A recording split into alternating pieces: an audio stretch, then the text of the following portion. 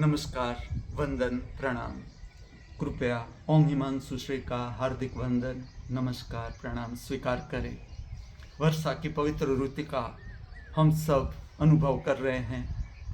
पवित्र ऋतु छाई हुई है और जो संगीत है, भारतीय शास्त्रीय संगीत, इसके कुछ राग है, जैसे मल्हार है। इस पे खास करके शुद्ध मल्हार और मेघ मल्हार, मधुमात सारंग, वृंदावनी सारंग, जो प्रथम श्रेणी के ऐसे राग है जो वर्षा ऋतु के ही राग है। ये रागों से हमारे आसपास की प्रकृति, इस राग के गायन से या राग को बजाने से हमारे आसपास की जो प्रकृति है उसकी शक्ति भी पुष्ट होती है। और जो वर्षा की ऋतु है, जो बारिश है, उसका नियमन भी, ये इसका विज्ञान है, संगीत का विज्ञान, ये भी इससे नियंत्रित होता है।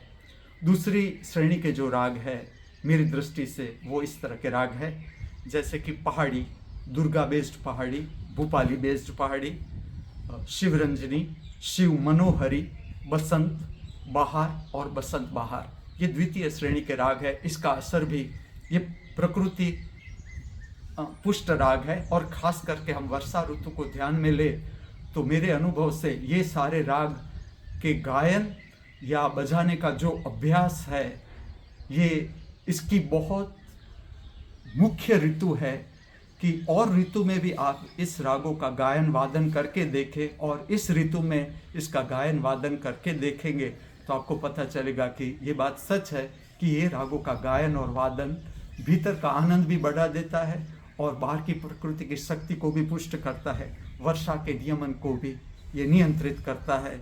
तो मैं एक ऐसी बात आपसे कहता हूँ कि हम सब मिलकर इस तरह के राग, जो वर्षा संबंधित राग है, मल्हार है, मधुमात सारंग है, वृंदावनी सारंग है, इसी तरह से पहाड़ी है, शिवरंजनी है, शिव मनोहरी है, ऐसे राग का गायन और वादन करते रहे ताकि हमारे आसपास की प्रकृति भी पुष्ट होती रहे, प्रकृति की शक्ति भी पुष्ट होती रहे और बारिश का नियमन भी ठीक तरह से हो, अतिवृष्टि भी न हो और अनावृष्टि भी न हो।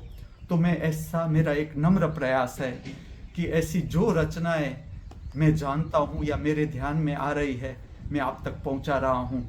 इसमें से आपको भी जो भी अच्छी लगे आप भी गाओ, बजाओ और हमारे आसपास की प्रकृति को हम सब मिलकर संगीत के माध्यम से पुष्ट करें, नियमन करें। अस्तु, धन्यवाद।